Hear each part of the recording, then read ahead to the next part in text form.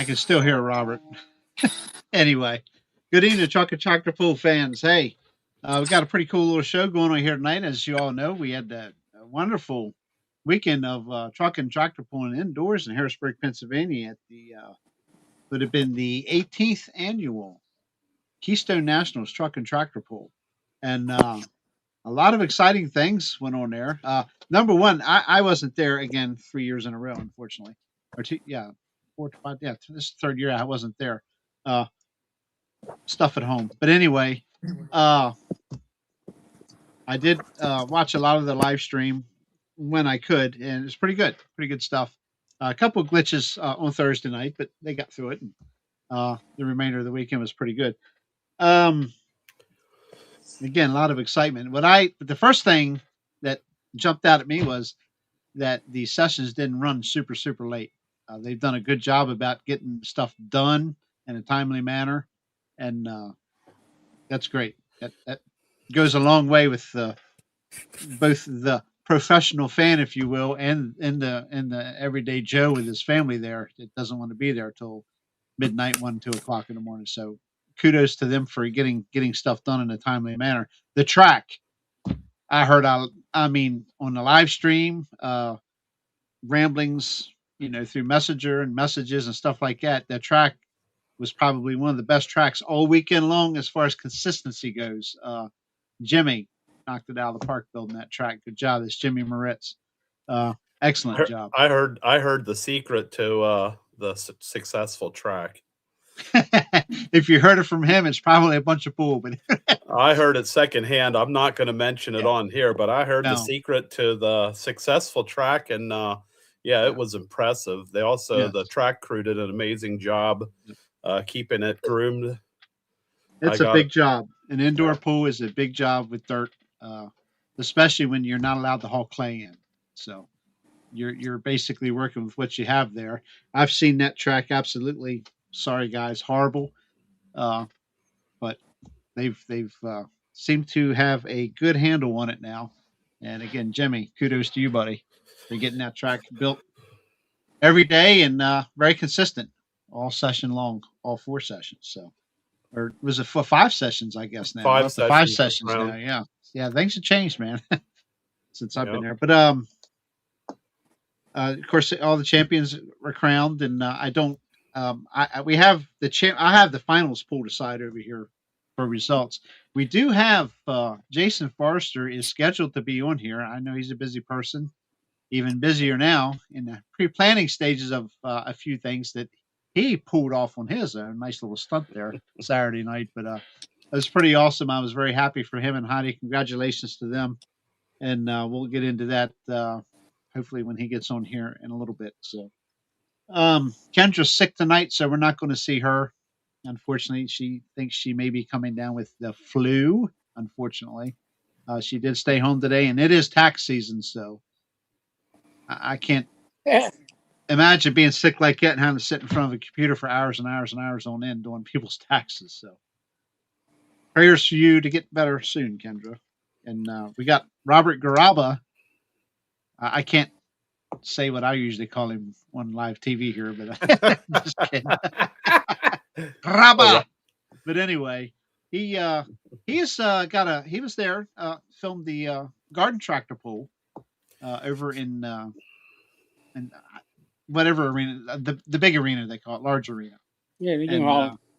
they're New Holland Arena, and they pretty much have their own track to themselves now, and I think that works out good for both shows.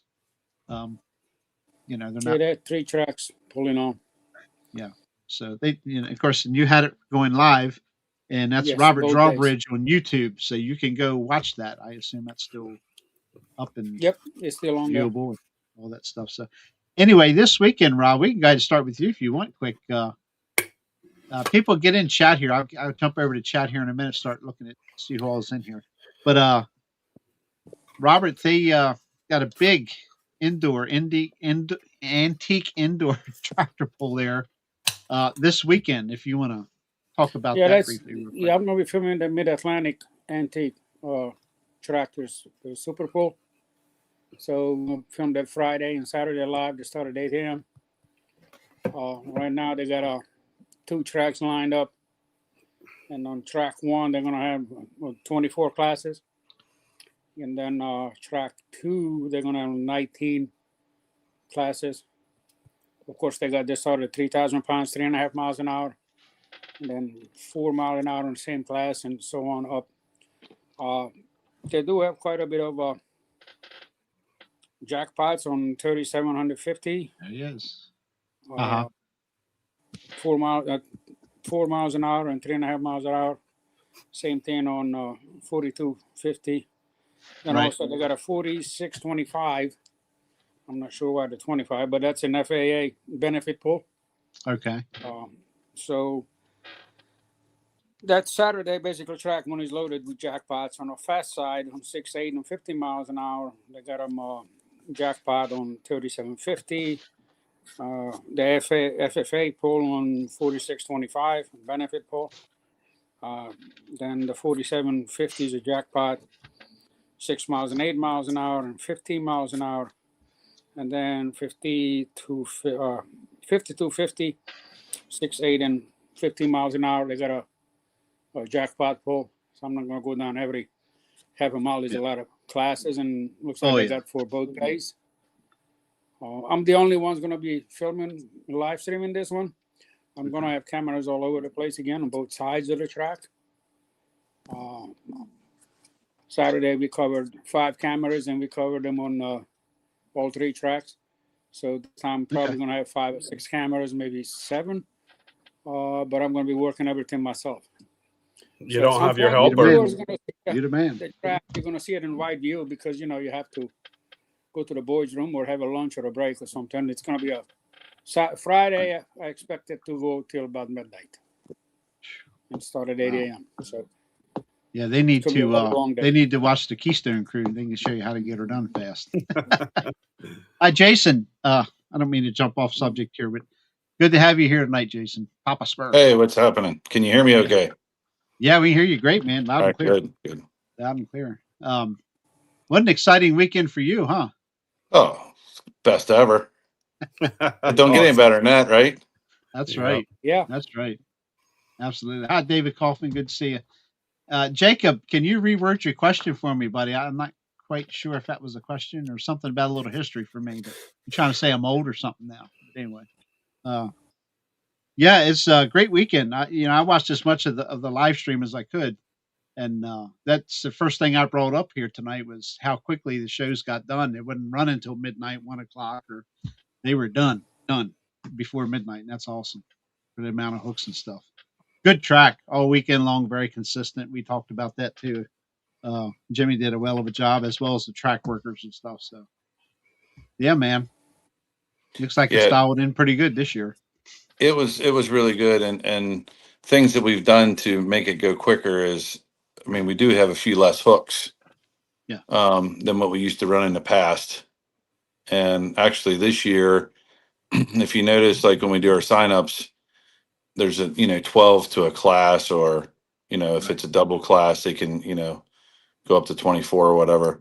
And this year we extended that a little bit. There were some classes that had, I think the light limited class maybe had 15 or 16 in, just because we wanted to take everyone that was there. And then the truck class, that class got really big really quick. Yeah. The 62 trucks. So that was really good.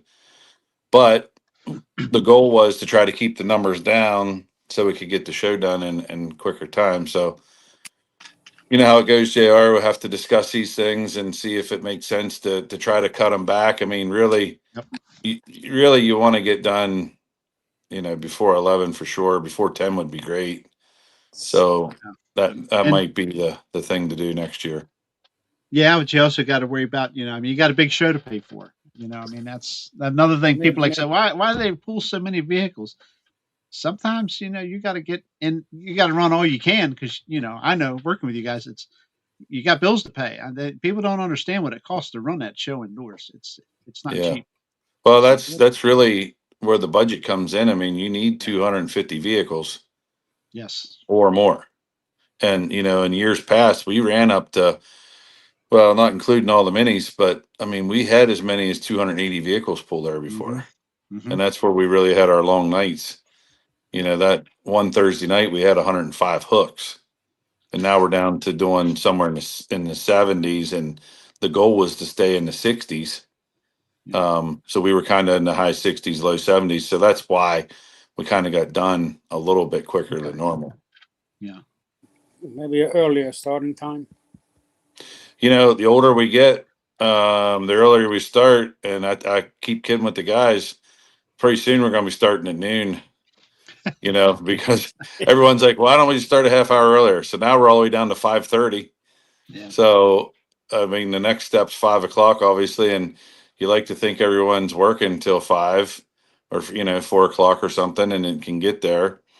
But yeah, that's something we've been doing. We've been starting earlier all along, but we try to find ways to make it go quicker and maybe have a few less vehicles. When if you're out of there by 10 or 11, that's pretty good. Yep. Yeah, the turnaround times were pretty good there all weekend. Didn't really waver. That was that keeps it moving. Mm-hmm. What we run into, and if you notice on the live stream, and you got to realize when someone comes to a pool like that, first of all, they're very amped up, meaning they've worked a lot to get their truck, tractor, whatever ready, and they're just amped up. And so when we start parking guys, we always run into a few that don't want to conform because they're amped up. And then you get them inside and things don't go 100%, they're amped up. And then you get them down to the starting line, they don't want to put their helmets and stuff on. They want to wait and really enjoy the moment. And you can see when you're watching the guys that are ready are taking off, and we're able to turn them about every 3 minutes and 20 seconds. Yeah. Yep. The guys that want to enjoy the moment, they are putting their helmet on, then they strap themselves in, and then they check. I don't know what they're checking for. Yeah. Yeah, they're doing, and you really can't say anything to them because they put a lot of effort in to get there. That's just the way they do it. Mm-hmm. And sometimes what they don't realize is when that goes to 5 minutes or even 4 minutes, and you add that over a night's worth of 60 hooks, that's a long time. That's like another hour of the show just messing around at the starting line. But all in all, it was probably one of the best we did. Yeah, I think had a so. conversation with one of the drivers, and he said, "I just don't want to look like a fool. I gotta make sure I get everything right now." Yeah. Oh no, it's 100%. Taking time to make sure he's got it right, because he says, "I only got one chance at this." Yeah. Well, and that's it. And everyone, like, sitting on the sidelines, tractor pulling is really easy.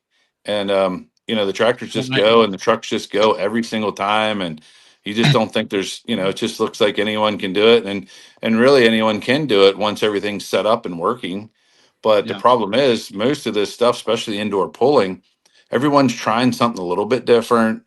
Hey, let's see if this works. Sometimes it does, sometimes it doesn't. And the Keystone track down there is really hard to get a hold of, but easy to get a hold of. I know that doesn't make any sense, but if you really study it and can figure out what's going on there, you can just grab a hold of it and go. And sometimes it's not always about the horsepower. And we've seen that over the weekend. We see that every time there. You got to know how to drive. You got to know how to set your vehicle up. Absolutely. Yep. Yeah, you definitely got to think outside of the box. When we pulled there the last 2 years in the 3.0 class, we went outside of the box in the first year, and it paid off big.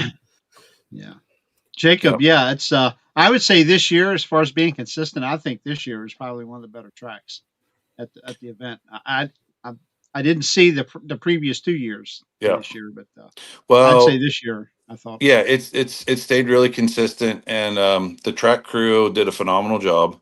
Yep. And sometimes, like, I'm always out there telling them, hey, you need to get done, but they want to make it perfect for every single puller. And I would say that they did a damn good job this year. Yeah. And Jimmy, he started watering the track on Saturday, the week before. The week before, that's correct. Yep. Yeah, so he had a lot of water down in, which that really helped out a lot. and Jimmy takes a lot of pride in doing that stuff, and he did a great job. All the guys that worked on the track did a phenomenal job, and I don't know where anyone could really complain this weekend. Mhm. I haven't heard any. And in fact, during the live show, or during your live feed, they had various people come in, stop by, and talk different pullers, and every single one of them praised how good the track was, that weekend. So Yeah, I heard a lot of positive comments on using the skid loader rakes instead of yeah. using a tractor and a box scraper. I mean, I guess that was something different for this year's not having a box scraper out there much. Yeah, we did that last year too. And our rakes they're okay. But if you get down on the track, the failure of them is they don't move much dirt. So Right. as the problem is, especially down there at Keystone, and this is at any pool, but as soon as the guys take off, they're dragging all that dirt from the starting line to the finish line. Yeah. And it's really hard. You don't get that dirt moved back down there with the rakes. So it worked out, and I think we got some ideas on how to change the rakes to be able to move some more dirt. Yeah, we're constantly looking for a better way to do it. Trust me, It's we're always looking. always every year. Always. There's Yeah. always a new topic. That's one thing about the meetings. There's always, you go to that first one for the following year year coming, and there's always a new idea on the table. Yeah, And it but takes yeah, how many meetings, Jason? It takes yeah, just about every meeting to discuss the idea. yeah. But you're right. I think the rakes really did a nice job there. In fact, that track got so hard, if you can believe this, that the starting line skid loader with that rake on, if you tried to bury that in, that track skid loader couldn't push that rake. At Keystone, Wow. that's amazing. That's how solid that dirt was. That's crazy. Yeah, Like that is really crazy. that's the first I've ever heard of that there. So Yeah. Well, it was probably all that extra moisture down in because Yep. it would get crumbly and loose as time went on most times. Yep. Yep. It really worked good. that's great. That's great. Good deal. What we won't talk about any negatives. There's always some downfalls here and there, but that's between y'all to take care of that. But I'd say, is there something you guys have put forth towards maybe next year? Uh, any new ideas yet? Or I know you Well, haven't met yet, but no, we haven't met, and we try really hard on the live stream to do a good job, and man, we just haven't done it. This year on Thursday night, the audio was horrible. yes, yeah, And I don't understand. I mean, the guy doing the live stream, he got some new equipment and the stuff didn't work out right. So he went back to his old stuff and we got it tuned back in. But every single year, there's something with the live stream. And that's something I'm going to work hard on to tackle because, that's something that people are paying for and they want a good product that they're paying for. And yeah. I didn't watch all the live stream. I just watched Thursday night a little bit because I heard there was problems, so I had to watch. But I feel like that's a place where we can improve quite a bit. The biggest problem I saw was Thursday nights. The audio. I don't know what kind of interference they were experiencing there, but it's enough to pull your hair out.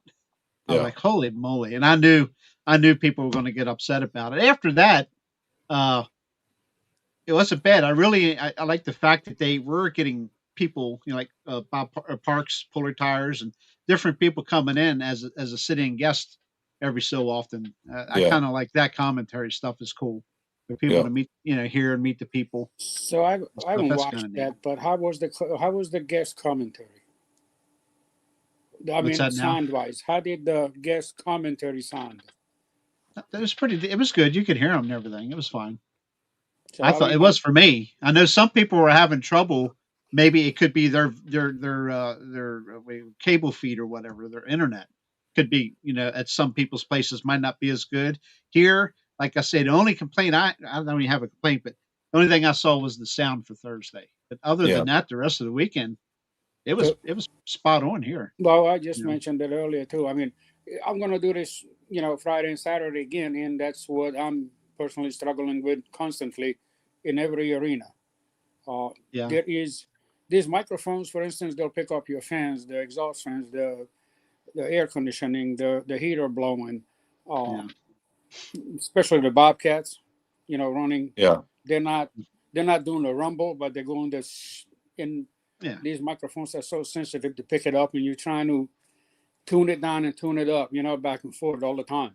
So that's I feel your pain. I deal with that every time I'm in the arena, and I'm doing the best I can with it. How about just an idea? How about if you tried wind socks or something over your microphones to get rid of that hiss? Just it's a like what I'm talking about, a Yeah. foam sock Yeah, or a feathered sock or something. they had that. Where I see if it watched don't them. knock it down. I watched them Try a it and couple. Well, see. yeah, in a large hall, you have a lot of echo and reverb, and so you Yes. have your gain turned up on your microphones to try to pick it up. And that's the biggest thing is when people talk in the mic, they almost have to have it touching their lips in order to get good sound. So you don't have to crank the gain up. And once your gain goes up, then you get all Everything that comes with it. background. Right. I Right. would I'm gonna jump out and I'm gonna show you something. But go ahead. like I do a lot of sound, and I switch to different types of mics. And I don't know if they use the house microphones out of the farm show arena to do the sound there, or if they We bring them do. in. And it could be that the microphones, it just could be the type of microphones that they're using there. But again, if the microphone is off angle, if you're using a tight microphone, if they get it too far away from their mouth, they'll start losing it. But Right. that might be a consideration is to cancel out the sound is to use a super cardioid mic. Yep.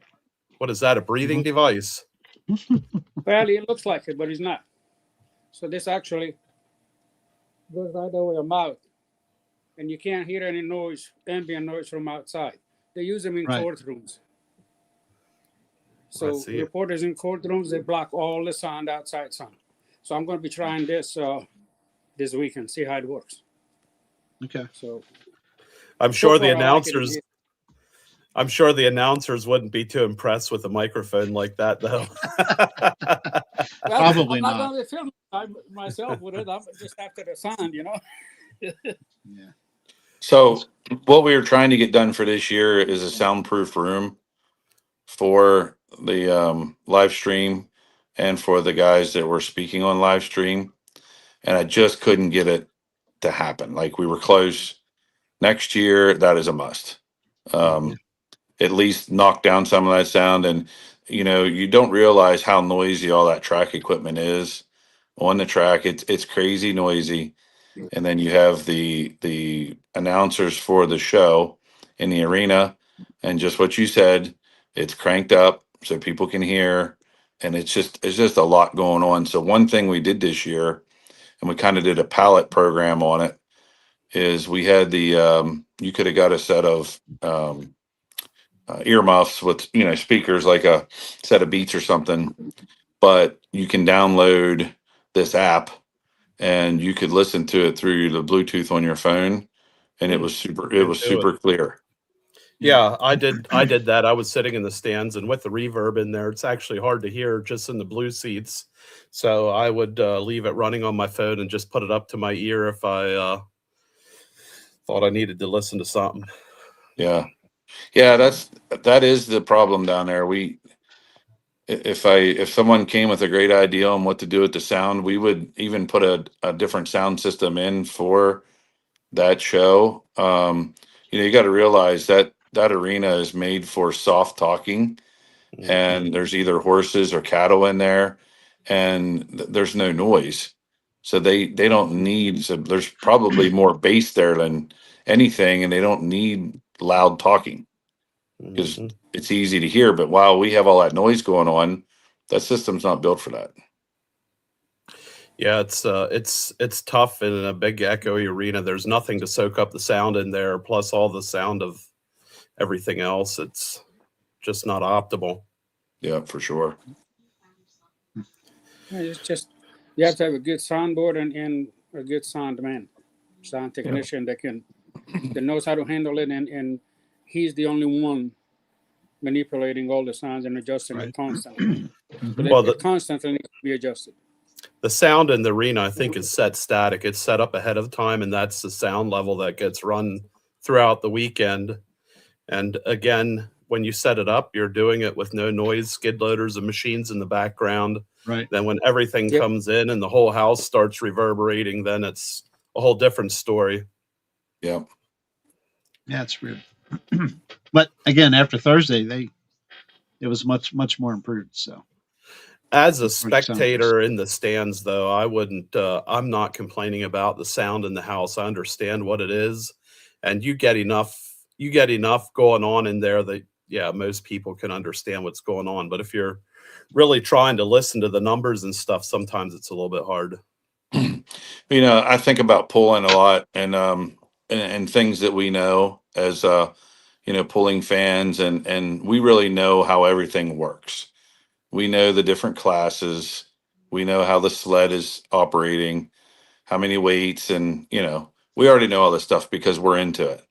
Yep. I think the thing that we fail on in tractor pulling is teaching the new fan what the heck's going on here.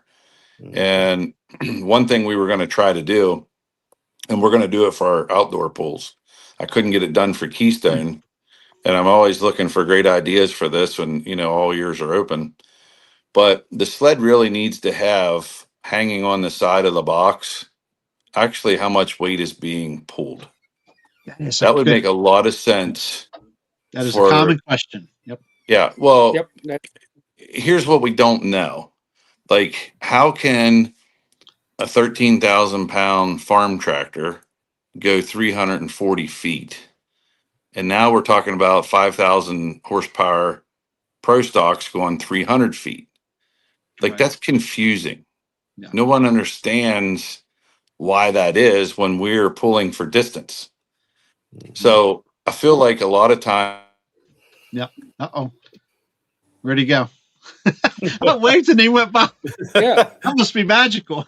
I was waving to Melinda and poof, he's gone. Melinda. There we go. Someone's calling me. I feel like a lot of times in tractor pulling, we're not being very good to the new fan at all. And I think a lot of times we're struggling for new fans because they simply don't understand what the heck's going on. Yeah. Good point. So that's one thing I talked to Darren about is like, hey, let's just hang some different, let's say that the sled is now 40,000 pounds. That starts to make a little bit of sense. It's 40,000 pounds versus 32,000 pounds at the least. Obviously, you kick the box up a gear and now you're topping the box out. That turns into a whole different level of what that force is. And you can make that up to be whatever. But I think the fan would 100% understand, hey, that dude pulled a 50,000 pound sled 340 feet, period. Right. Like, that's something to talk about. Even the trip, you could even have him say that the sled, the pan's tripping at such and such feet, 150 feet or whatever, So if anybody can give me I talked to some of the sled operators, this weighs 34,000 pounds empty, but then you add in 2,000 pound weights, but a lot of the folks don't understand how much more weight you added, and then the friction that it gets up to 140,000 pounds friction at the end, where the box is on the top, it's fully loaded now, it's just the wheels off the ground, and now you're just really dragging it by friction. So it's really kind of displaying, okay, you have this much weight in it, this is your multiplier when the box gets to the end, and you can figure it out that, okay, now you have 110,000 pounds by the time the box gets to the end. That's where a lot of questions come to me when I'm doing a garden tractors. Well, how much weight did that kid pull? He pulled further than everybody else, But again, it goes back to how much weight they added into the box or took out. Yeah, it's a very common, especially like in the YouTube videos, when your questions you'll get afterwards after you post a video. Well, how heavy was the sled in this class or that class? And how come, you got these big, powerful 650 cubic inch trucks and they only went such and such a foot. And then this modified street class, how they were going 320, 330, 340. Why is that? And that's a good example as to why. You could help explain the difference, getting all that information out there makes a good experience for the spectators. Even the experienced spectators like to know the numbers and stuff. And at Beast of the Yeah. East, we run one announcer's in the announcer's booth that does a lot of the sponsors and the distances and the drivers' names. And then we have an announcer that's out roaming with a wireless mic, and he puts a lot of information out there, and the fans really enjoy that. So once we've got him in there, start announcing a lot of the pool info as it progresses, that there was a lot of positive response from the spectators on that. Yeah, somebody's actually telling them what's happening with it. Yeah. Mm-hmm. So a lot about the vehicles, the classes, the weights of the sleds, and the different dynamics of a pool. Yeah, that definitely helps out a lot. And when I look at fans that come to Keystone, I feel like we're getting regular tractor pulling fans for the most part. These are friends and families of people who are there pulling, and maybe some casual fans that go to some of the other pools. But I don't know how many new people we're getting, but I feel like during the summer, if we were doing a better job at all the outdoor pools, that you will get more people locked in to want to go to something like that, to an indoor pool. Right. So, for the pools that we put on here in our area, we're going to work pretty hard at trying to explain what the heck's going on.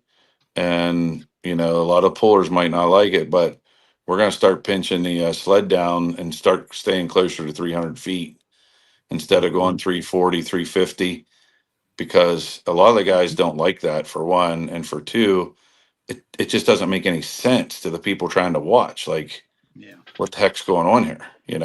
Our track is 300 feet. How many tracks have you seen that are marked out the 310, 320, 330, 340?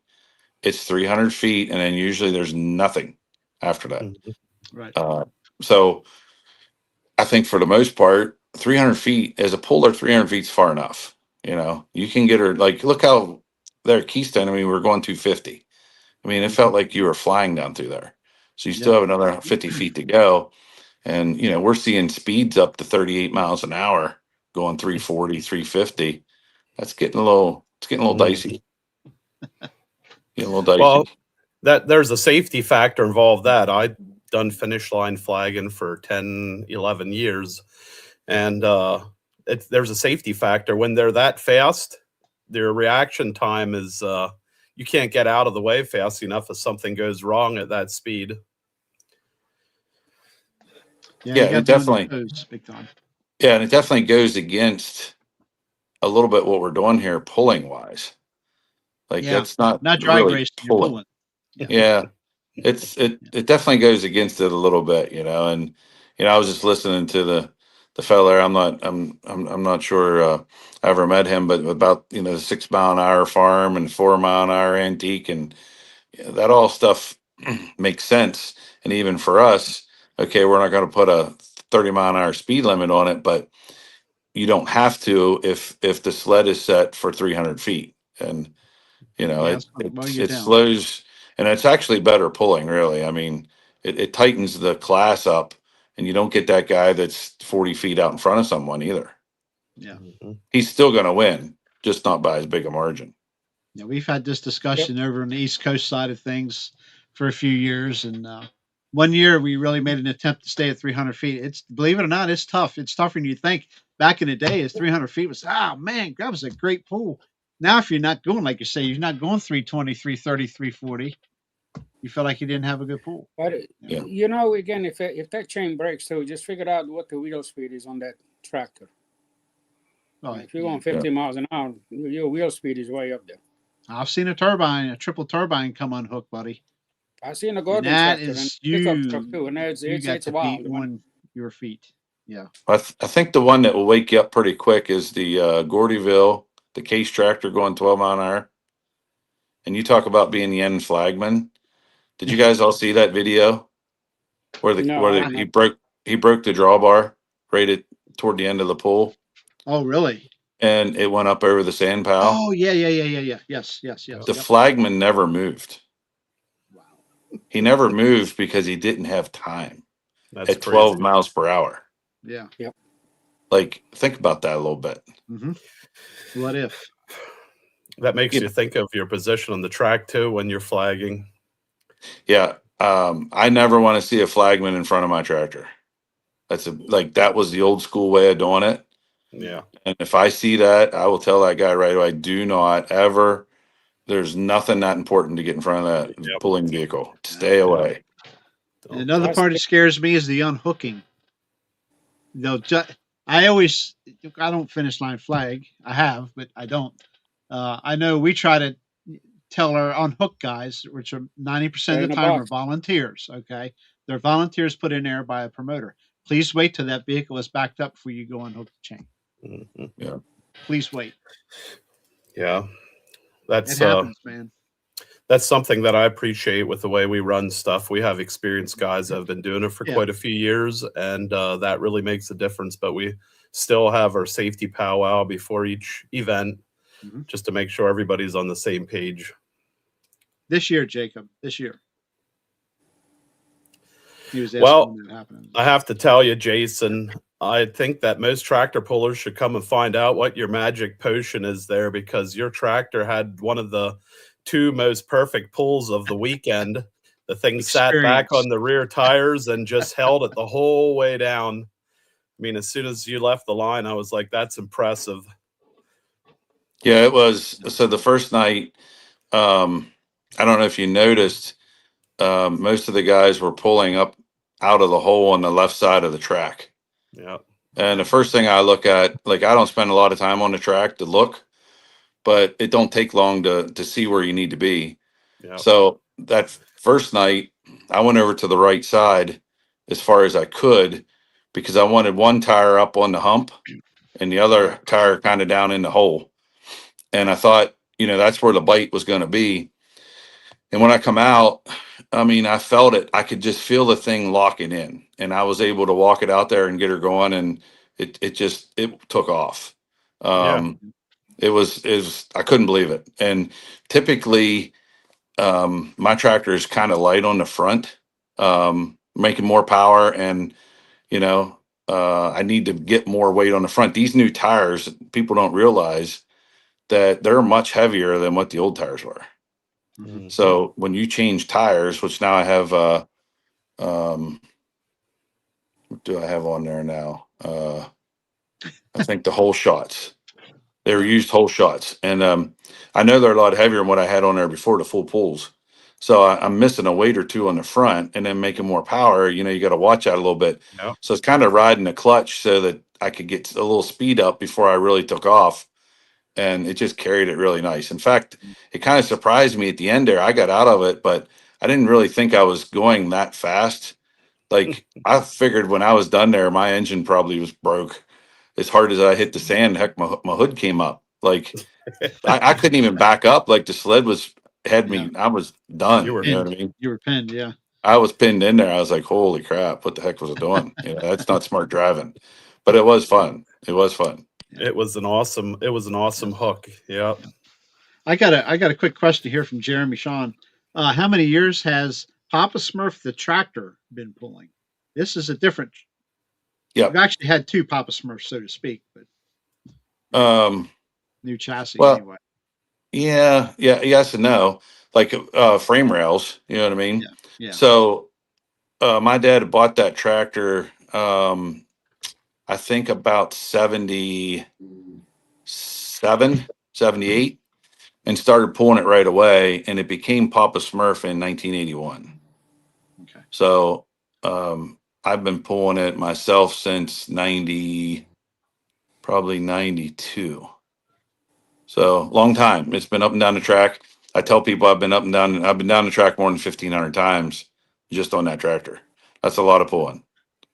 That's Mhm. crazy. Yeah. Yeah. Yeah, and you can really feel it, like that's the thing about pulling. When obviously you're on the same tractor a lot, you can really feel when you have something and when you need to give it the throttle. And I see a lot of pullers, like, they just give it all the throttle you can give it, and that's going to work. That doesn't always work. In fact, most of the time that does not work. Yeah. And especially on a Keystone track, it'll take the power, but you got to feed it. You can't just open her wide open. And I know there's a lot of guys that left there disappointed because they thought they really have a lot of power, but they never got it to the track. Yeah. Yep. I've seen a couple of disappointing runs that just should have hooked up and done something, but they were blown off in the beginning and it never hooked again. Never recovered. Yeah. Yeah, they were done by the cone. Yeah. No, the Saturday night run was much different. The track, it wanted it right away. As soon as I started coming out and I started letting the clutch out, which I rarely, probably hardly ever, never do this, but I stiff armed it right away. Like I just put it wide open right away, and that thing just lifted like right now. I swear I wasn't even 20 feet out of the box, and that thing was just ready to go. Like it was unbelievable. Yeah, it was impressive. You watch so many vehicles. I was there for 4 sessions, and to watch that many vehicles go down the track, you pick up on it pretty quick if they're struggling or something's going good. And hooking up that early on that track is pretty impressive too, because most people don't hook up that quick. Yeah, I mean, it was just perfect. It was just meant to be. I mean, it's just no other way to say it. The tractor is running really good. Been working on it a lot, last year, and for the indoor pulling, we didn't do much to it, other than I put a 6-inch exhaust pipe on from a 5-inch, and I don't know how much difference that makes, but maybe it does make some difference. But it had been running really good before, and just to hook up like that quickly, that's tough to beat. There's a lot of stiff competition in your class, and there was a lot of good runs, but there was quite a few guys that were touching the brakes, and as soon as they hit the brakes, that takes some wind out of their sails, and just didn't. Yeah, you can see it. You could see them guys when they had their front ends up, and they would hit the brake too hard, and you'd see the tractor go to the right or the left, whichever way they were braking, and it would put the front end right on the ground. The pull is over. When that happens at Keystone, your pull is done. I don't care how much power you got. It's over. There was one run that I seen that the front end of the tractor was only lifted a couple of inches, maybe 3 or 4 inches here and there. Actually, no, it was almost constant, and he had a good run, which was pretty impressive. That's really the goal. I mean, to me, I really don't want the front end in the air at all. Like I want it to be just, my front end still oscillates. I don't know if anyone ever noticed that, but so it's not a straight front end, and I still like a factory front end, and you just want that thing just teetering a little bit. That is by far going to be your best pull that you're going to have. Just have you balance off a little bit. Yeah. Yep. I was in my mind, I kind of feel like I'm visualize a tractor with its front end about a foot off the ground. To get that, I never really gave it a thought that 3 inches already is your weight transfer. Yep. Yeah. Beyond that, you're just losing Hitch height. Yep. You're losing. Yep. Yeah. Back in the day, did he run NTPA regions back in the day? The tractor. Did your dad ever run? You did? Yeah. So, what NTPA back in the day, it was PTPA, which is Pennsylvania Tractor Puller Association. And so the class that we run today is called Mod Turbo, but the original name was Modified Stock Turbo. So you had Modified Stock non-turbo, and then you have Modified Stock Turbo. That is the current class, and really the rules have not changed a little bit. So when they first started running Modified Stock Turbo, you had to run the pump that came with the tractor. And that was all fine and dandy, except for the internationals were really at a disadvantage because of the rotary pumps. So, and then the weight they were running, the guys were running the 60-30 John Deeres. And at that time, those guys were putting the bigger engines in. They had the P pump on, and everyone was just letting it go. And of course, the Case had an A pump, and the Ford tractor had the Sims pump, which was probably the smallest out of all the pumps, but still a pretty good pump, an inline pump. And as time went on, when the actual modified stock turbo that we're running now it's called Mod Turbo, came to Interstate, those rules were changed to an A pump. And at that time, NTPA was done in Pennsylvania. That's really why Interstate started, because PTPA did not want to be a member state of NTPA anymore. And mainly what happened back then, and this wasn't a bad thing, but the NTPA has always led in safety. And at that time, it was updated blankets. It was, they were starting to talk about putting the tie bars in. They had a lot of different safety things. The big thing that got a lot of pullers, and I know this sounds crazy, but it was wearing a helmet. Yes. It ain't And crazy. It's true. yeah, for years, we didn't wear helmets. No fire suits, no nothing.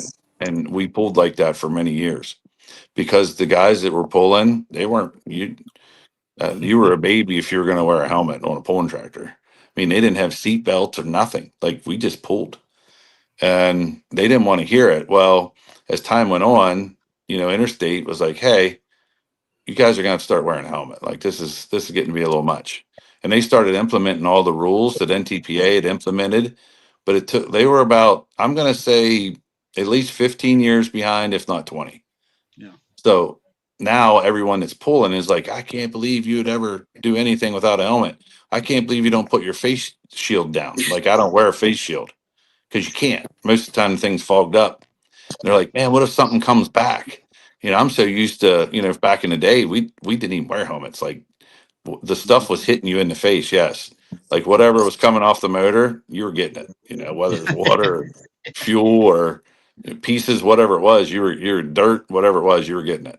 It's definitely changed. But yes, originally we did run, NTPA. And actually, when I started pulling it, I ran NTPA just a couple times, like maybe 3-4 times, because NTPA was all the way out in Ohio. And to run all the way out there, that didn't really make sense. I'll tell you when I did it, I think in 95 and 96, I went to Bowling Green and pulled in the Pro Stock class. And I had to be an NTPA member to do that. Okay. That's when I was NTPA, yeah. Then came roll cages. Yeah. Yeah.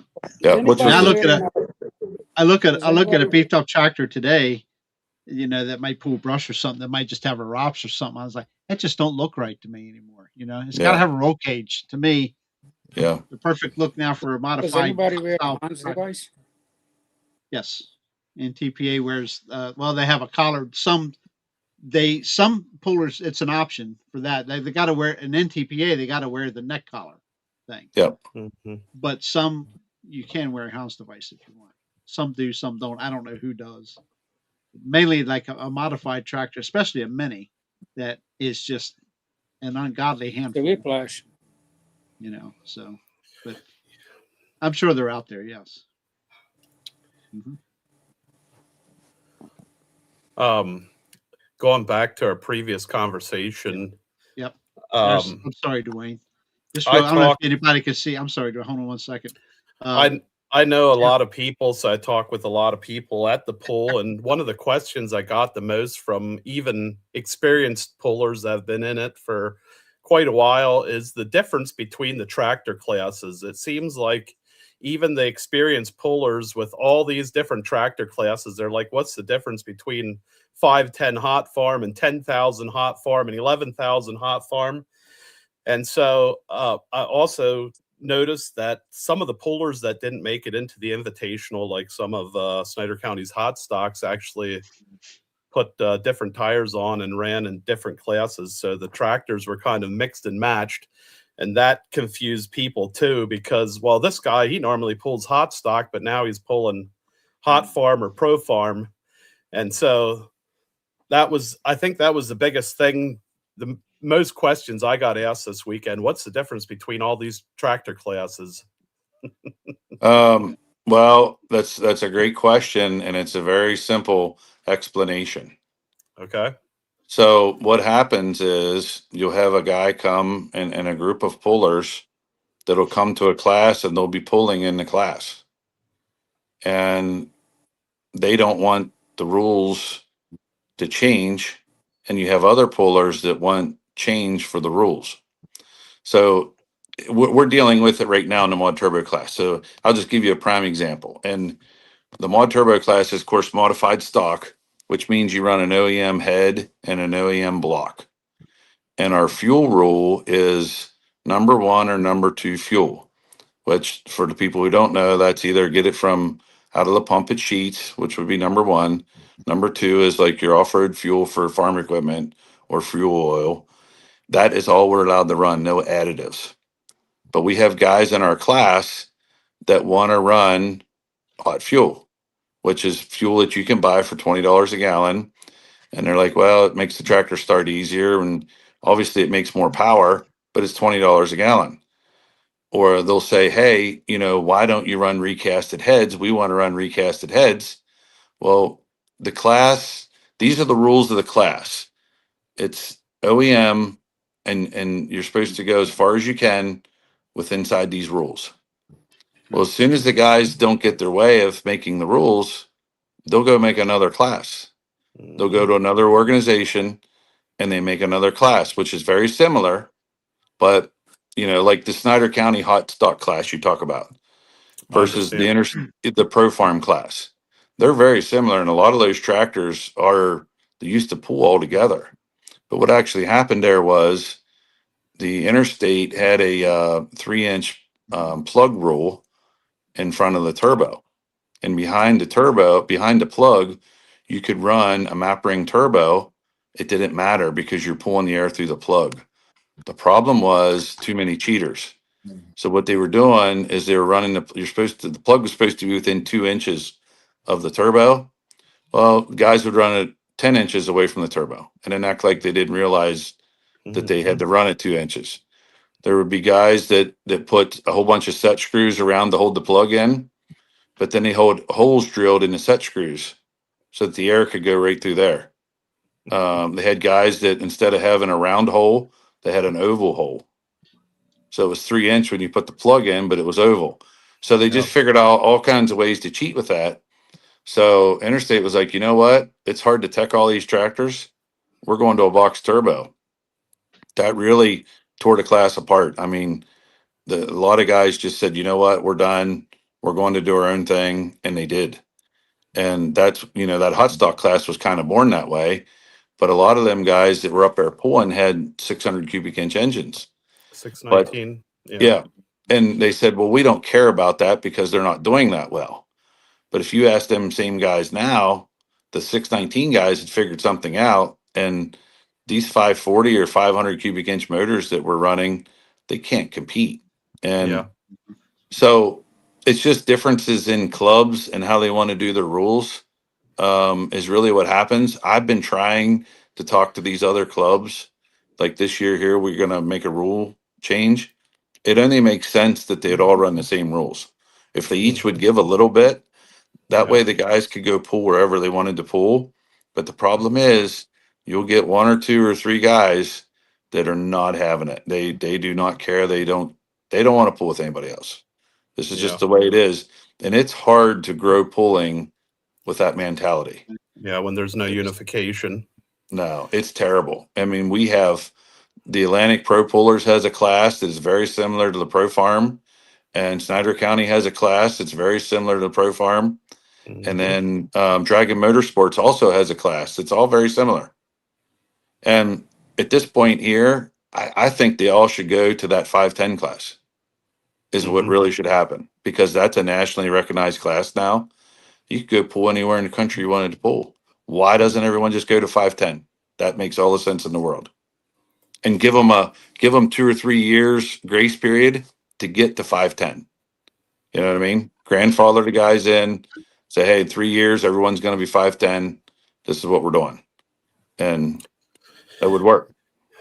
There's a lot going on within each club. I know that maybe I shouldn't even say it on here. I know that there was some battles again at Snyder County trying to revise the rules to make it a little bit more compatible to all to other organizations like you guys. And you still get a lot of kickback from the pullers. it's tough to bring everybody together. The other thing that happens, and this almost has to happen. We're seeing it now in the trucks also. I mean, look at the work stock, which has turned into Wild Street, Yep. which has turned into basically something more than a 3.0 with street tires on. So what happens in tractor pulling is you can start with the least amount of rules, but like, keep them, weaned in a little bit. You're always going to have the guy that's ready to spend $10,000 on a turbo or a pump or whatever set of tires. So what happens is you have to keep making beginner classes because you want new guys to come in, but you don't want them to spend $25,000 on an engine. Yeah. So, we look forward to, I used to pull farm stock, like just what he was talking there, that non-turbo, that's where I started. And we want those guys to feel like they can come up and jump in a class and don't have to spend all this money. So that's why you see so many classes that are very similar that start off with different rules just to get more people involved. That's really what it's about. And it would be hard for the fan to even understand what the heck's going on. Yeah. Yeah, that's a great point. I'm getting a lot of requests from guys right now to go back and start an actual street diesel class because of our Wild Street diesels. Just it's getting out of hand. It's basically a money class again, and we were trying to loosen it up because teching so many different brands of vehicles and turbos and makes and models can be a quite a headache to try to keep it unified. So that's the big thing on the agenda now, is trying to go back and keep the beginner classes intact so you have new people coming into the sport. You think Yeah, it'll be that's- supported good though? It should be somehow you start in the small class and then you keep it at the rule and never change the rule on them. And then if they do graduate into the bigger one, Yeah, then they can always step they up. got to go to the bigger Yeah. one, Mhm. and instead of keep changing these little rules. And that's this rule changing and modification that's all down in the garden tractors too, everywhere. Everybody's always, I can pull over here, I can pull over there, we can't fit in. That seems all the pulling, either small or big, they all have that same issue. But that's been the success of NTPA. They don't allow the pullers to make the changes. Right. Yeah. They run the operation. Mhm. And any class that you see, like the mod turbo class, a prime example, the rules haven't changed in all 30 years or whatever, however long it's been, 30 some years. They haven't changed. That is why it's a strong class, because you know that you can put something together and you're good to go. You don't have to worry about changing this and changing that. The guys, what happens is a guy doesn't want to leave the class. He wants to have the class conform to what he wants to do. Yeah. And what he doesn't realize is he's probably cutting a lot of other guys out and the class will die. And that's why it's better to have a ruling body, that you have guys that are sitting there making the rules, and the pullers really shouldn't be making the rules ever. It's Mhm. a bad program. It doesn't work. Yeah, so you should It have a falls back to graduating. the me, You should have a me. graduating ceremony. You're moving up to the next class. You're done in this class. That's correct. Well, we started Beast of the East to try to unify a lot of our truck rules in the East. We had so many different rules all over the place. And so we try to stick with keeping things the same, maybe safety rules, but keeping the rules the same for at least 5 years before we review or do any, what I would consider a medium to a major change. But most times you try to make decent numbers and have larger classes, at least have a decent showing. Yeah, for sure. Yep. Yeah, it's cool. Oh, we got off tangent a little bit, but that's okay. It's tractor pulling. We got to talk about tractor pulling. Yeah, that's right. Well, safety is important. Adam, real quick. Adam Jott sent me some photos, so we're going to delve into this, Jason. You know what it's going to be about. So, Yeah. yeah. Not only was he a champion, the second time around, right? You were a champion Yeah. in Monturbo. 2017. Yeah, 2017 was the first one. Yeah. Yeah.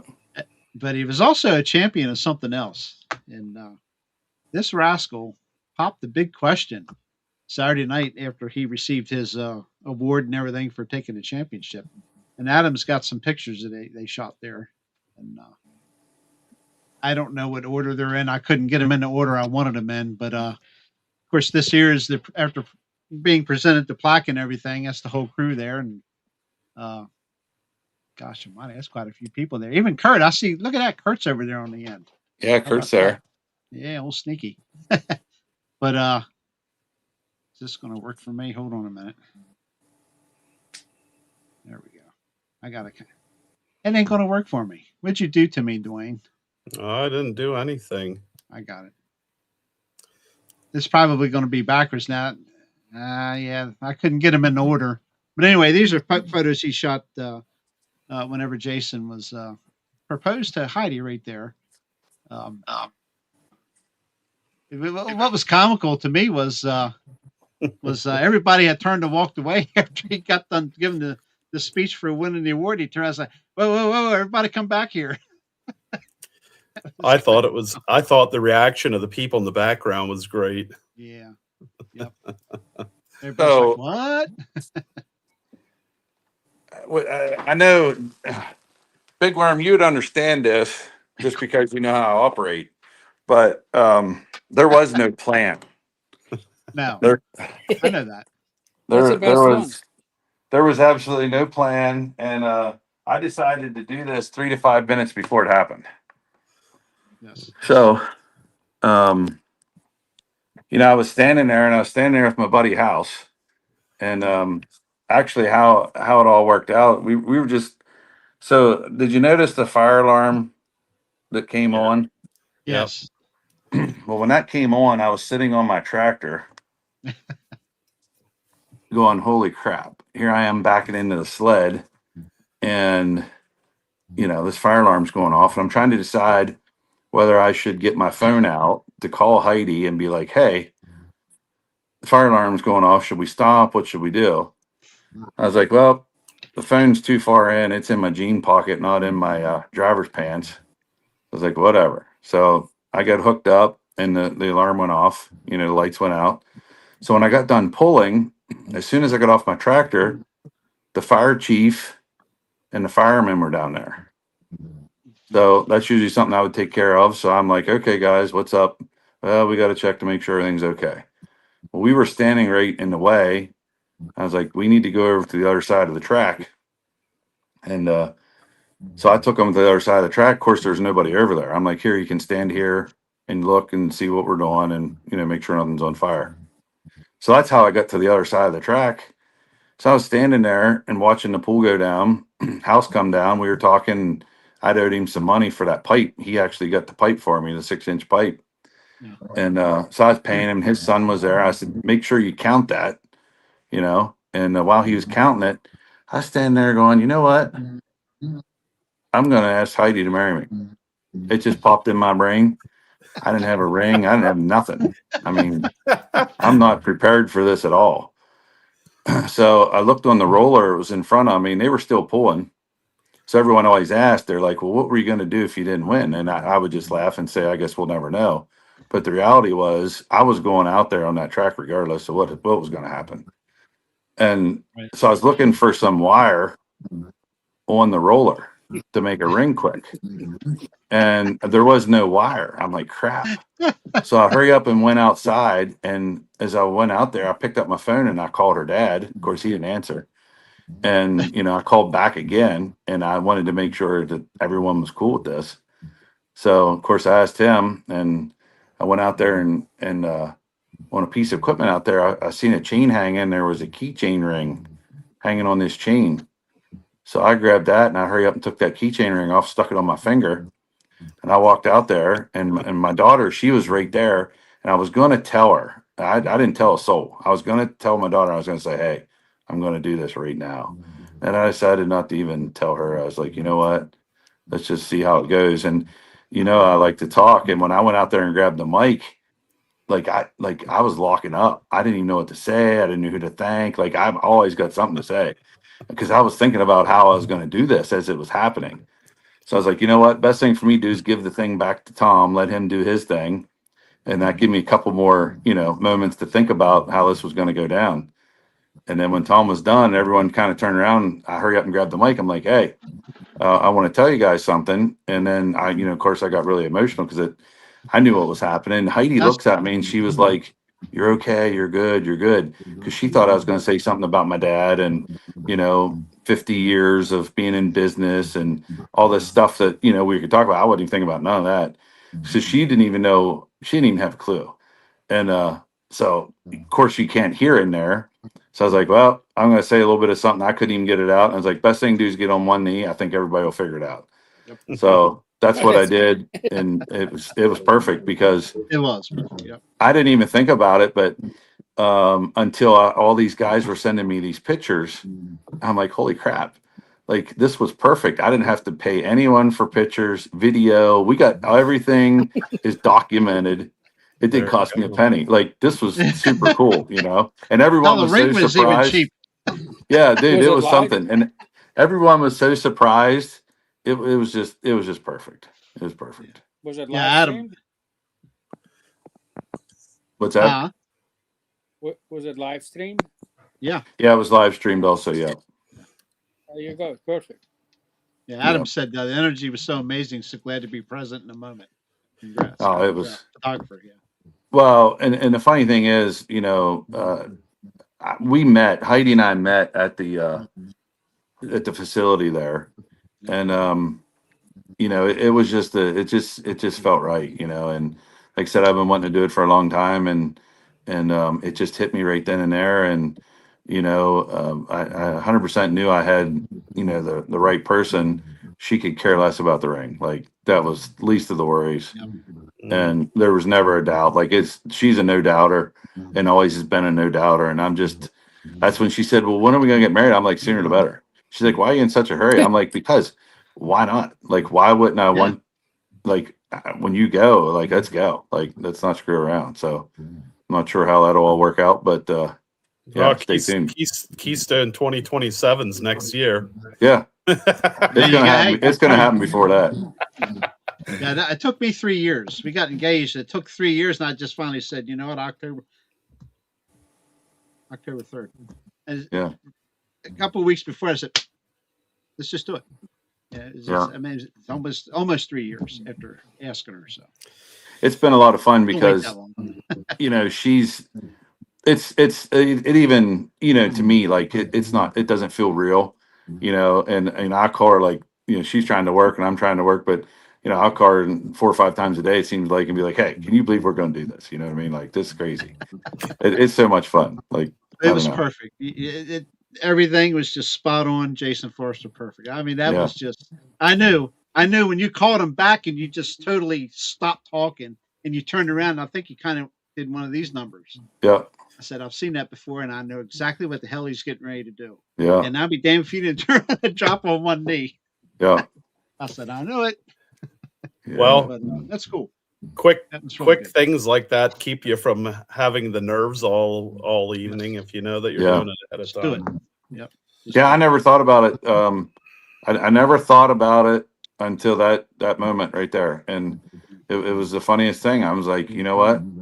I'm going to do that right now, and it just hit me, and I just did it. Yep.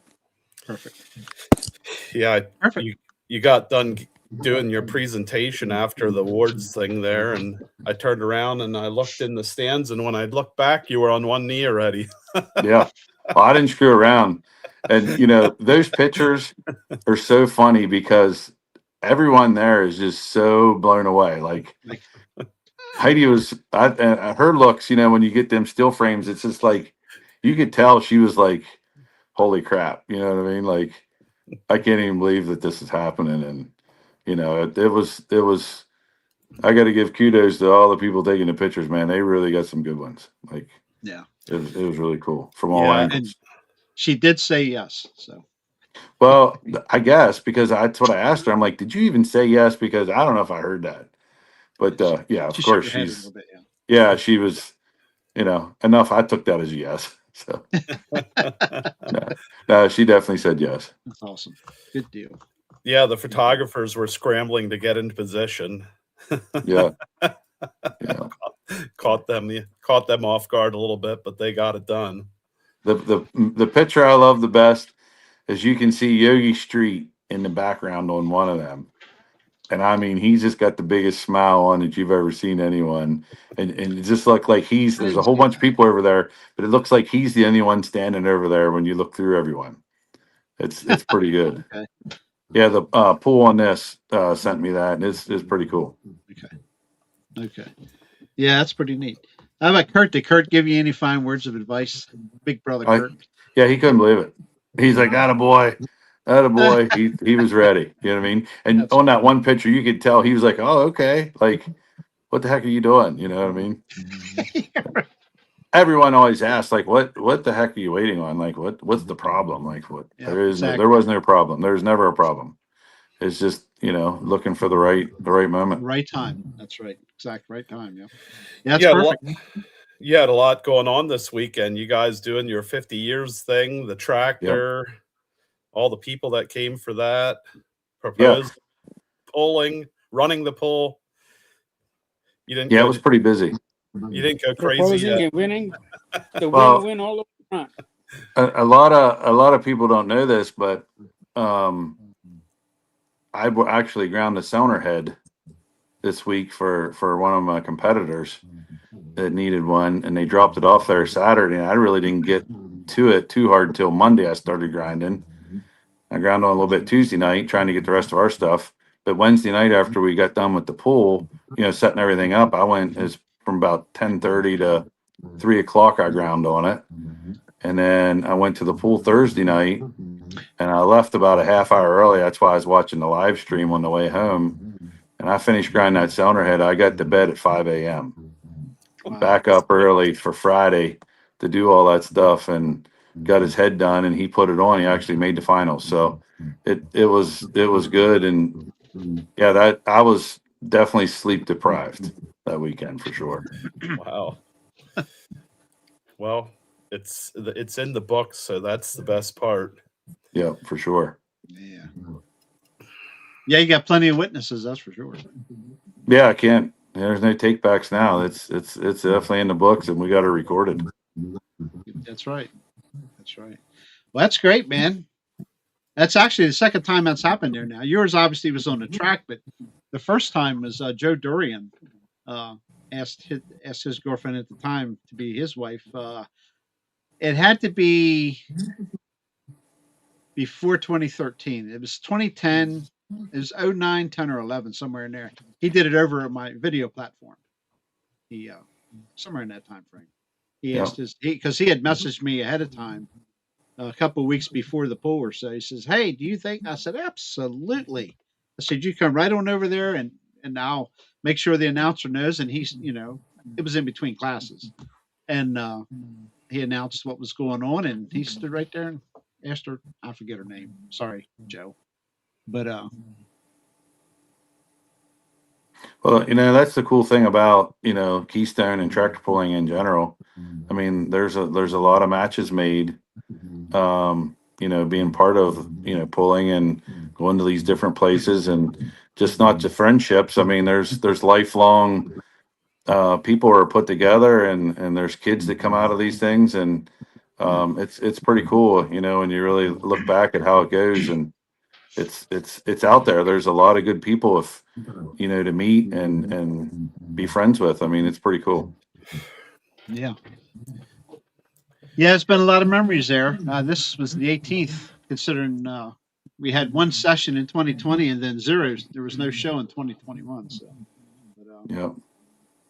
20's coming. A couple more years. It'll be we'll be ready for it, and hopefully, we can get them pulls down to about 2 minutes and 50 seconds, and the live stream works perfect, and everybody knows what's going on, and It should be really good. Knock that pull time down, you have time for a wedding real quick. So Yeah, right. I hope to be back Have to. next year. I'm hoping. Got my fingers crossed.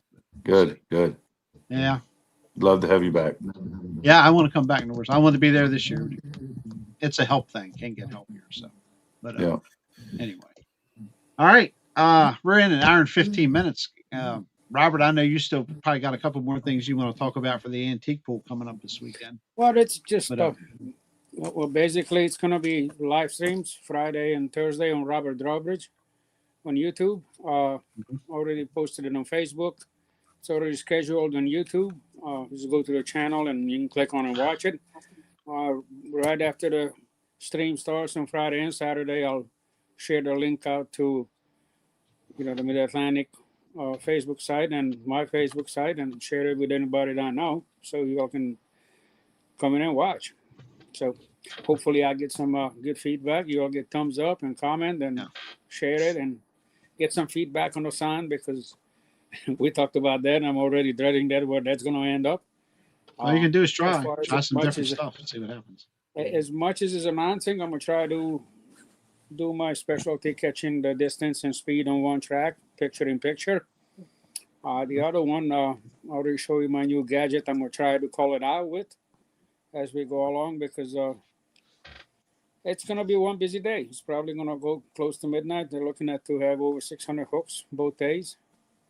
So we'll see how it goes. Hopefully everybody likes it and the quality is improving. I don't know what else to tell you. Just, click, like, share, and comment. That's it. And he's the guy, Jason. His live streams, he does a real good job with them, and he can do 2 tracks by himself live streaming with remote cameras and stuff. Yeah. I'm complaining about sound. Everybody else tells me, don't worry about it. We know it's the arena, all this and that. But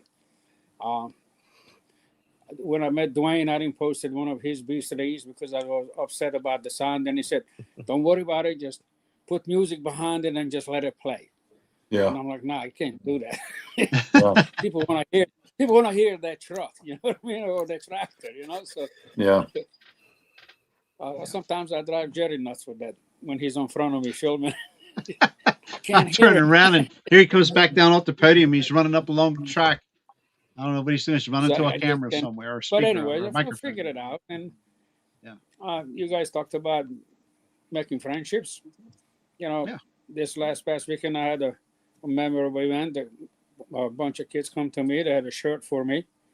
They put all their little tractors on the back of it, 5 or 6 tractor names, and I don't know, maybe more. And on the front of it says Mr. Rob, cameraman. And they go like, you belong to us now. Yeah. That's pretty cool. So that's cool, And just getting phone calls and messages from across the country, people that I never met, kids coming up to you and, hey, sign my shirt. And I'm like, oh my God, and I got to sign T-shirts. But it's growing. Channel is growing, and I'm enjoying what I'm doing. And I hope to keep helping and promoting the sport, whether they're being garden tractors, antiques, or the pros. That's it. So, and we need it. We need all facets of it. So, and I hope to help Jerry film this Keystone next year. Yep. After I get done, I have to be there, buddy. I really do. But I don't know if I'm going to be tired or not. This past weekend, I was wore out with the garden tractors, covering 3 tracks and switching and constantly being on, working. It was tiring. It's a lot of walking in that. You guys, Keystone will wear you out. 1 million square foot. It will wear you out until you get used to it. Yeah, it probably took me a good 10 years before it's just a walk in the park. It's tiresome, especially the early days, because we didn't know, we were still adjusting. How many hooks are we going to have? Oh, we could get away with this. And oh boy, we should have cut our hooks maybe, but you were growing, you needed the money. You guys are doing it all wrong. You got to train for Keystone. Yeah, pretty much. You're right. You have to train like a month out. Yeah, you need to start putting some miles on. You got to train for it, or you'll be screwed. You got to train. That first year, of course, you always had Gordyville, Cloverdale, and stuff like that. But that first year at Keystone, I don't know.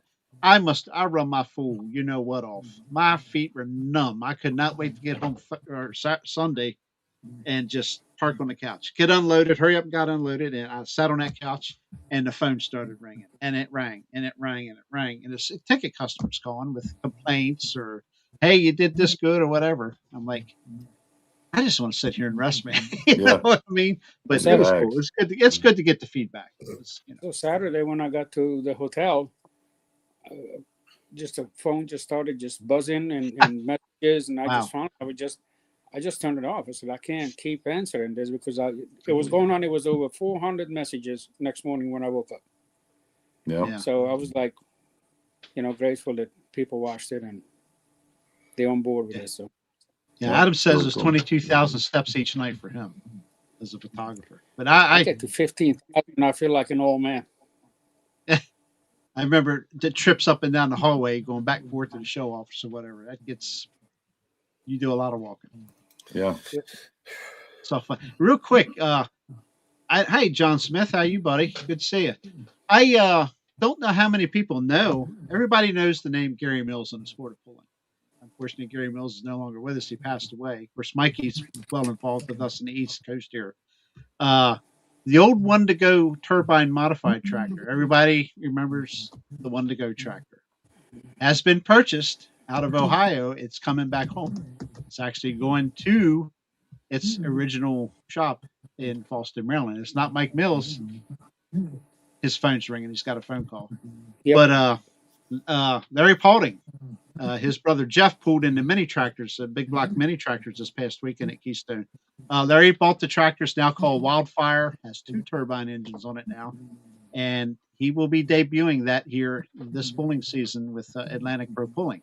So we are excited for Larry, good guy, and we're excited to see it pull this year. So he'll be cutting his teeth and learning the ropes. And does that mean there's a possibility that'll be at Beast of the East?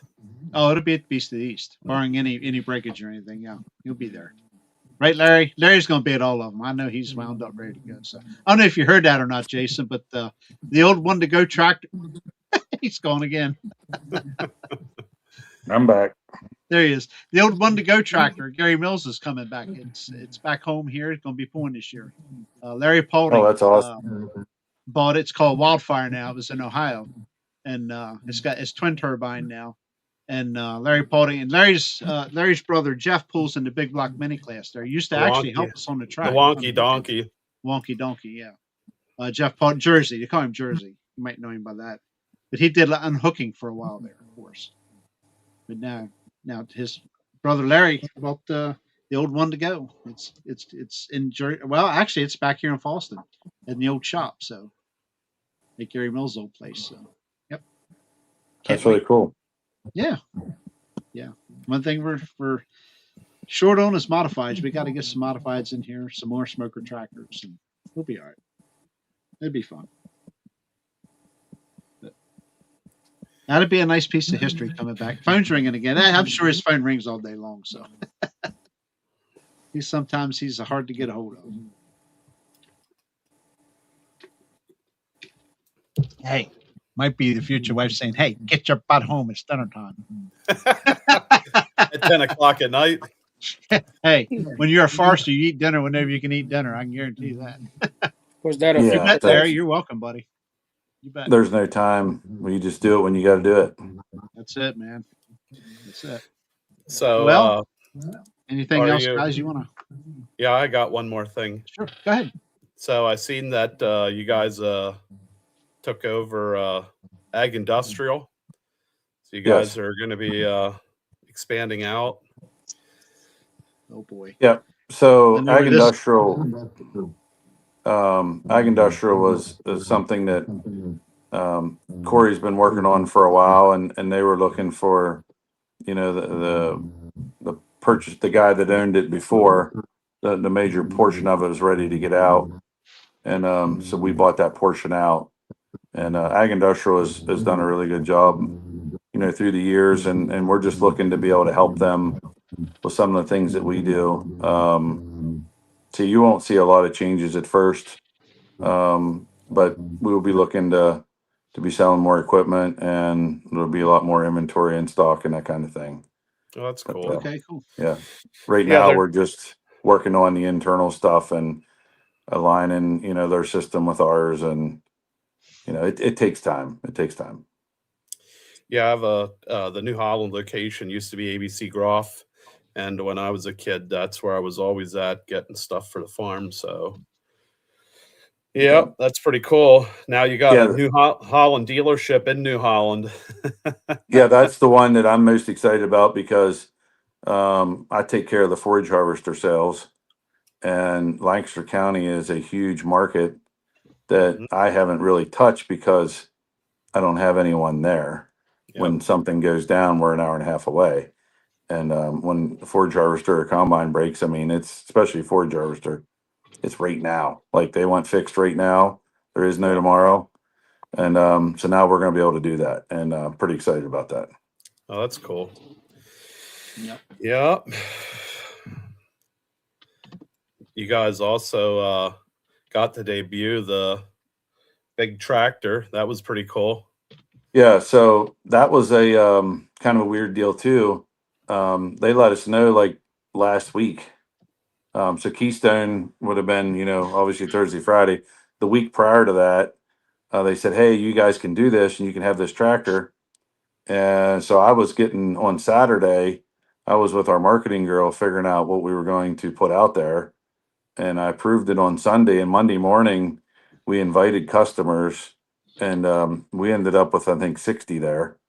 And the coolest thing was we drove that tractor over in the main hall, and the main hall is really big.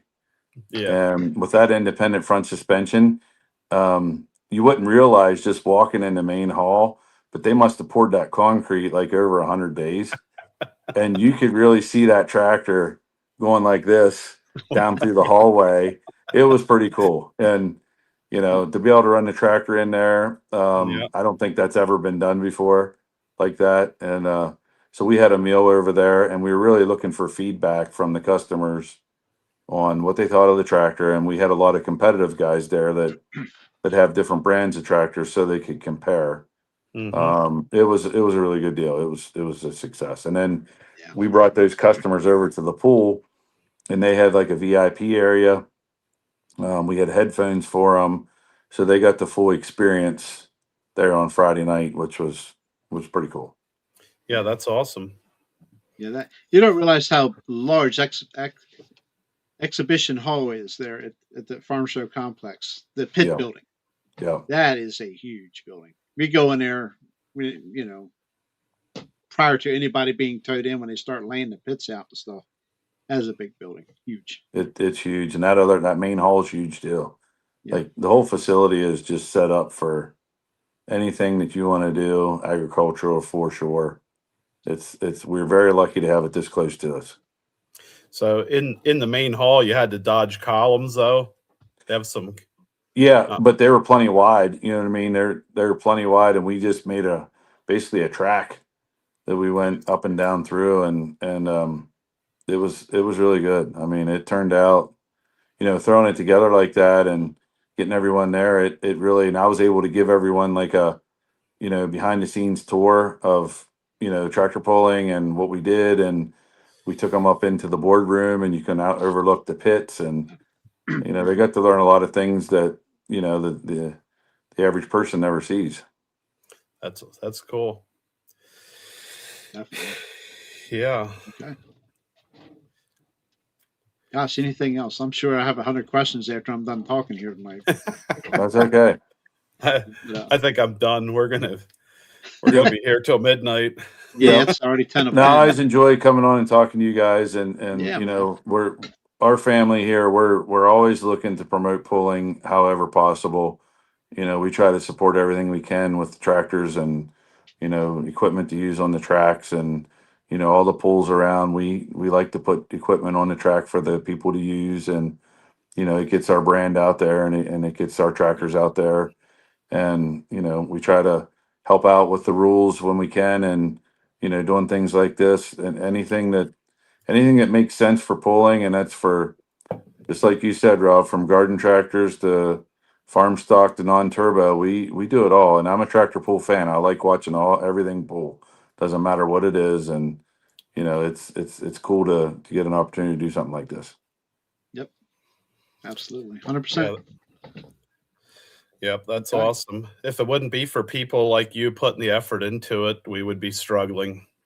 And It takes us all, and it takes every single one of us that are doing this. And, just like you talked about the guy on hooking the sled, I mean, that's a real job right Mhm. there. If you've Yeah. never done that, you have no idea. You talk about your feet hurting. How about And your your arm? back. I'm telling Your you, arm back. and your That back. is a job and a half right there. Those That head guys, hook's heavy. Those hooks are those heavy. guys earn their keep big time. Yes. Yes. Yep, Yep. especially when the hook gets buried in the dirt and you can't hardly get your hand in between the weights to pull the hook out. Yep. But they did a good job this past weekend. They didn't Yeah, they sure fool did. around too long. Yeah, I hear one of the best. Andy Keene's been hooking forever, and he's well known. People pullers have said, when I back in the sled and I know Andy's back here hooking, I know I can pull forward, tighten the chain, and go. I know Yeah. I'm good to go. But my understanding, I won't say this 100% positive. My understanding is he's stepping away from doing that now. So that's big shoes to fill. I mean, because that's one guy you can put back here. You ain't got to worry about it. He knows what's going on. That's gonna Well, hurt some promoters that lean on him for that. I encourage anyone, at any of these pools to get any of the young guys involved and train them. Train them how to flag. Let them be with you out there. Train them how to hook and the proper way of doing this stuff. There's lots of people out there that want to volunteer, but they're afraid to ask. So Yeah. sometimes it doesn't hurt to ask and try to get more people involved because we need as many people as we can get. Yeah, because we're only getting older. That's right. That's exactly right. You ain't gonna be out there forever. Well, Rob will. He's like the Energizer Bunny. Yeah. I'm sorry, but I got 5-6 days every weekend from now till December. That's Every awesome. Saturday, I have things on it, and I go like, "Well, why you have so many?" It's one place is going to be dry, and I can promise you it's going to be your place. But I'm going to film something somewhere that weekend. Yeah. And I will don't care if it's a garden tractor, even if they just put in the block. Yeah. To the, whatever you want to call it, to the pros. We're going to film something. Yes, Clinton Yance, who for many years worked at the Buck, says yes, our old guys are too old to be out there anymore. Pretty much. Well, as long as I can stand my stand up, I'm going to be out there even with the crutches. I'll pay a kid. I plan to be out there as long as I can. I'll pay a kid to put my stand up. Yep. Yeah. The day's coming where the RV is starting to look a lot more fun. So the wife and I plan to just do that. Just once retirement's here and done. A lot of guys, well, you guys know, but a lot of guys can. don't know this. I do have a full-time job. Yeah. So well, I know you do, and I ain't going to start on you. I'm going to leave you weekend, alone. So, yeah, He works for the state of Maryland. I'll just leave it I at did that. my taxes today. I'm very happy. There you should go. be. I was surprisingly very happy when it was done. You're welcome. My tax dollars. That's my tax dollars down there. See? He is he claimed all his camera equipment as business expense, so he got a bunch of money back, right? Yeah. Well, And cleaning it. Yeah. And then I was missing some receipts, and the accountant was upset. And I'm like, yes. well, that's okay. And he gave me a whole new spreadsheets now that I have to follow. I got a whole new regimen to learn. Got to keep Uncle Sam happy. Always. Okay, I don't want to hold Jason up. I know that's almost 10 o'clock, guys. Everybody, it's time to go to bed. So, for sure. Anyway, guys, Mid-Atlantic Antique Super Pool next weekend. So we'll see you there. Thank you, Jerry, for having me on. Yeah, and by all means, keep sharing the link around for the live stream. Yep. Share it every day. People don't get tired of seeing it. Share it every day. Yep. And don't forget to put it on the websites for us guys that don't have social media. I think everyone kind of forgets about that. Yeah, that's true. I mean, I don't see half of this crap because there's I'm used to just going to a website on my computer. You know, I don't have Facebook. I don't have this stuff. I don't know. Unless someone tells me, so you're missing out on a lot of people. Just because you have it, don't mean that everyone has Facebook.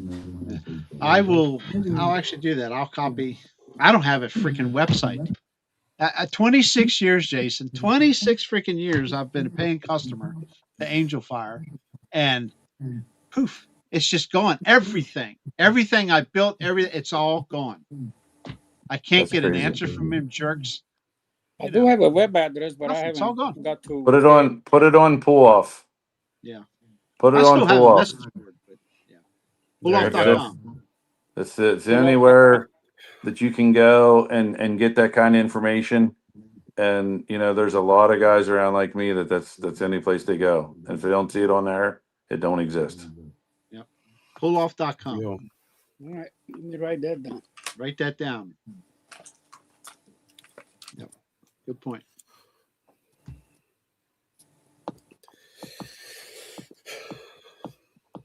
I have a new website started. I just haven't had time to work on it. Well, I have a web address. I just don't have a website yet. Mm-hmm. It seems like not the thing to do, but it is a good place to land. Yeah. You still need well, selling videos and stuff, you gotta have a place to do it, you know. Yeah. Facebook, yeah, again, there's people, Jason, like yourself, that don't know what Facebook is. Don't go to Facebook, or you know, so it's not doing you any good. I think years ago we used to, was it called Triple H or something like that? Used to have all the pools on, our local pools at least. Yep. I'd come up with an idea and I was working on it pretty hard, and then the people I had working on it just kind of failed me. Maybe if I throw it out there, someone can pick it up. But I was going to make an app. I was working on an app, and the app would have every pool on that would participate. I'm talking all over the country. That way, when you went on vacation, you could type in where you were going, and you could see what pool was close to the area. Mhm. And you know, Okay, yeah. so that was part of it. And then on the app also would have been like a puller's link. So you could jump on Forster Pulling and see what we had going on. You could jump on anyone's pulling. You could jump on Beast of the East. All that stuff would live there. And people would feed that, and then people could go wherever they wanted to, and they could catch all the information. And on that app, you know, you could put out, you know, the updates that you wanted to put out. And I was $7,500 into it, and the guy just wasn't getting anything done. I pulled the plug on it. But that's really what needs to be done, so people can follow along. Because right now, where do you get the interstate schedule? Where do you get the Atlantic schedule? Do they overlap? Where do you get the Snyder County schedule?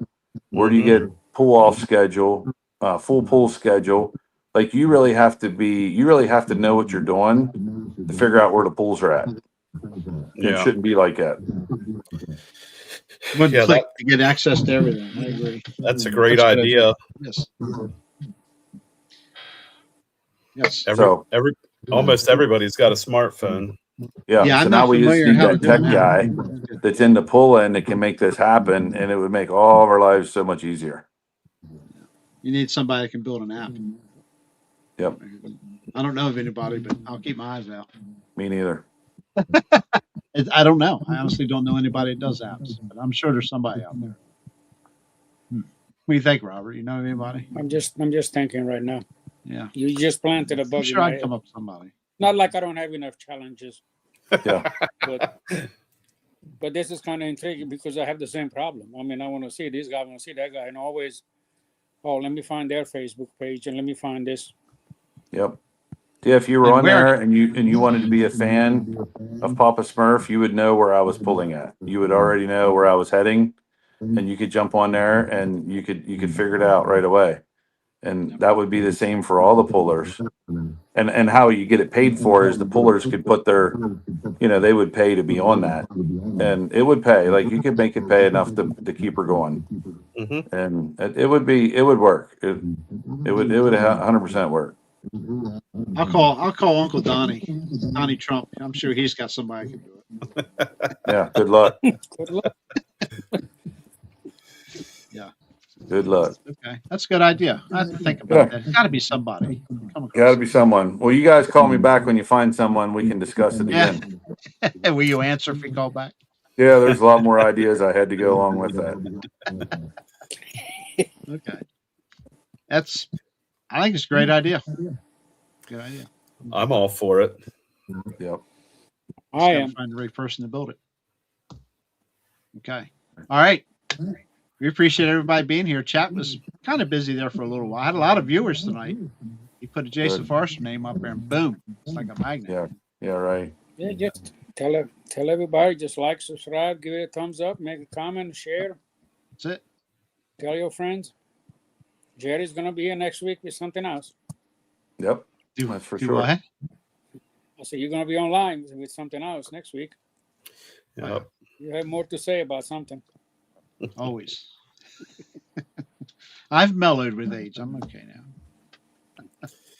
But anyway, Jason, we appreciate you coming on. I Yep. know you're a Hey, busy thanks person. for inviting me, and look forward to the next time. Yep, and congratulations. Yep. Thank you. By all means. Yep. Congratulations, Jason. Yep. Thank Robert? you, Robert. Robert, Yeah. have fun this coming weekend. I'll be in touch with I you, will. I'm sure. Oh yeah, Dwayne? you be the one to ask you how's the feed. Oh yeah, that's fine. If I get a chance, well, I'll definitely be here, but during the day, I should be. I can spot check it from time to time. Should be able to. Excuse me, but Dwayne, thank you, sir. Yes, sir. And Thanks to Jason and Robert for coming on. It was great. A lot of information on here. And Yeah. we'll see everybody the next time. Sounds good. Everybody, See you on the shout- track. There you go. All right, Yes, sir. Yep. sounds good. We'll see everybody hopefully next week. If not, it'll be the week after. But we'll plan to have something next week. So Yep. till then, appreciate See you. Thank you. See ya. See you, Jason. Thanks. Be right back, guys.